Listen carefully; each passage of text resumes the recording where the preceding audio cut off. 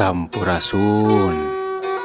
Haturan pamiarsa wilujeng tepang dangu deui dina acara dongeng Sunda.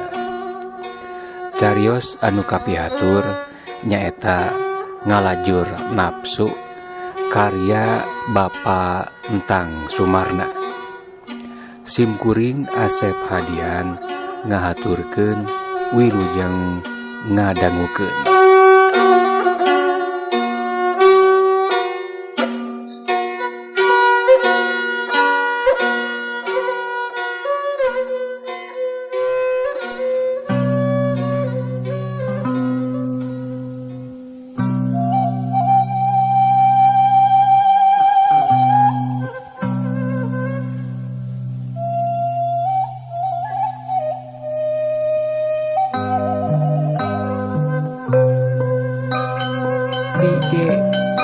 Waktu nerima ieu barangna bari can ngajangjikeun bade nyawasan kahayangna ukur nuhun bae parantos diperhatoskeun ku Den Musna katampi kintunan teh sing mangpaat ayana di abdi oge sing kagentosan deui sakur anu dipaparingkeun ka abdi teh ku pangeran kitu be.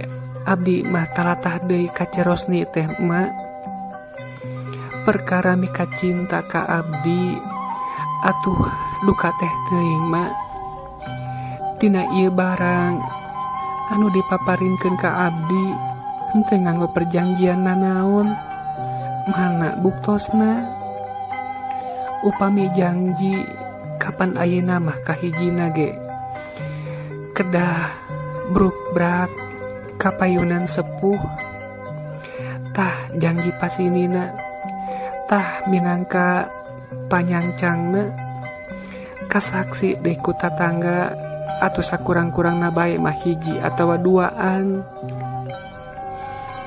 Kitu deui ceuk Nyi Marsina bisa naker malikeunana indungna ge molohok barang dikitukeun sigana dipikir-pikir caritaan anakna teh ku saliwat mah memang inya kituna teh bener.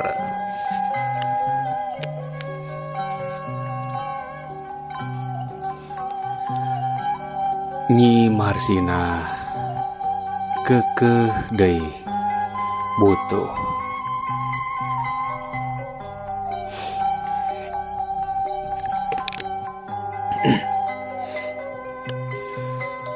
iya Nyai Marsina nya eta mah ma oge ngarti taya perjanjian itu ieu sumawona mun ka emak anu jadi kolotna sakumaha ilaharna nanyaan jeung mere panyangcang sakumaha ilaharna nanyaan jeung mere panyangcang jeung hidup ge janji taya bukti dina susuratan jeung segel kapan nganu jadi pamikir emak mah leuwih jero tina soal pamajikanana mun nyahoeun engke kaharep boh iraha bae be ieu mah Den Musna hahadean jeung hidap tangtu bae dasah henteuna meureun panas nyeri ati ku salakina dipangduakeun hate bari ka urang pisan anu sahandapeun pangabogana tur pangartina leuh kumaha atuh geuningan brehna ka dieu emak katempuhan wirangna emak keneh nu bakal milu nyerina rehna anakna dicarekan ku batur teh marukanan geus ayeuna mah ari ceuk pamikir emak mah ieu ge ceuk pamanggih emak entong gawok kitu ieu keun teu boga anu kitu ge urang mah ari kudu pibahayaeun picereweden tur bakal nimbulkeun kaributan mah kejeng nanahaun lah. Mending kieu we bari teu boga bari jeung pikiran teh kapan tenang. Keukeuh indung nama nyaram. Malah nitah dipulangkeun deui. Nyi Marsinah keukeuh deui butuh. Tungtungna manehna boga karep rek ngabobodo belanan ka indungna. Sumuhun kartos ari kitu mah da abdi oge tangtos ngartos beti anggalna ge emak. Moal henteu ari garwa namah bakal kituna teh terkadang nyusul-nyusul mawa pakaran anu galak pisan mameureun teuing kumaha. Atuh ayeuna bade dititipkeun deui bae ka Cerosni, sina dipanganterkeun deui atanapi dipulangkeun deui ka Den Musna. Tah kitu anaking.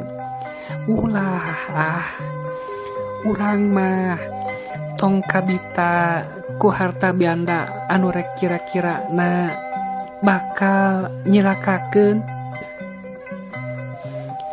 Da meureun bakal keuna ka jalma nu kacida nyerieunana ku urang teh, tantu manehna sok tetekadan deui teu wani ku kasar ku lemesna.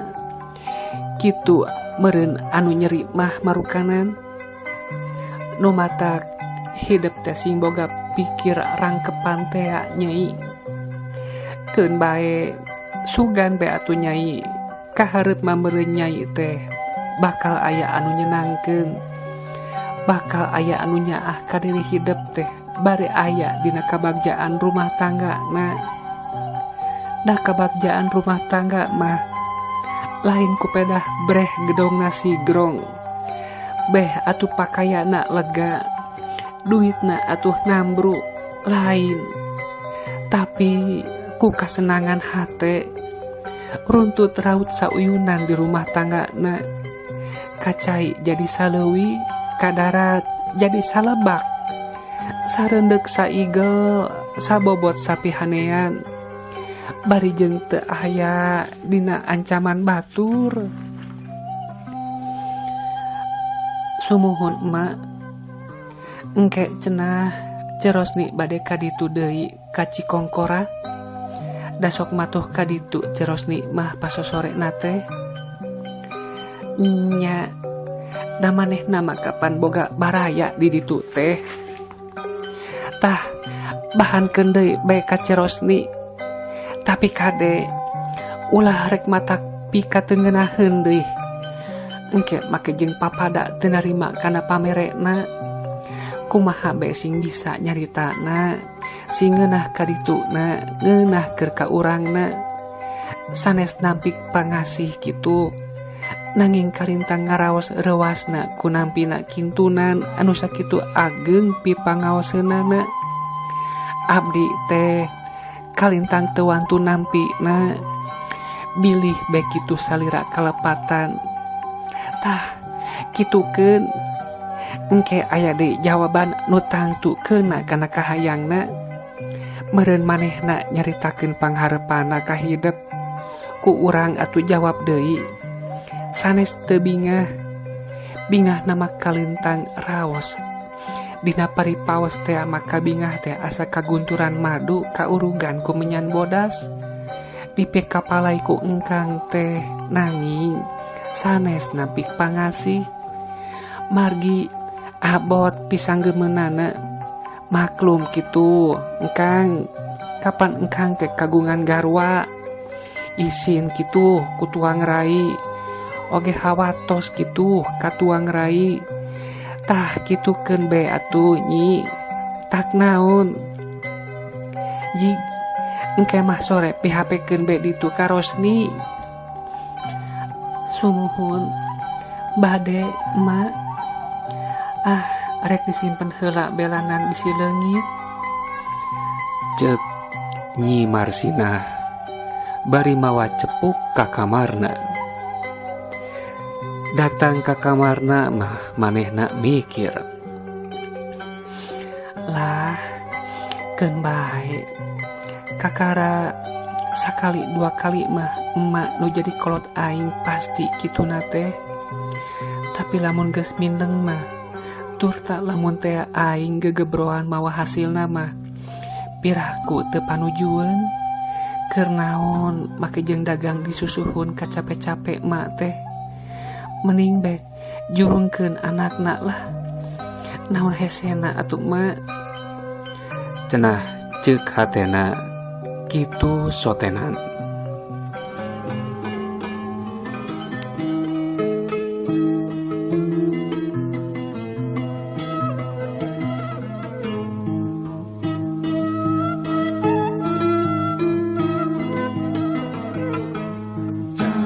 Cacandran para luluhur ciri Hanja ka pamiarsa, waktosna parantos teu nyekapan deui. Cag dugi ka dieu heula ieu carios, enjing urang teraskeun deui kalayan waktos sareng gelombang anu sami. Hatur nuhun, permios.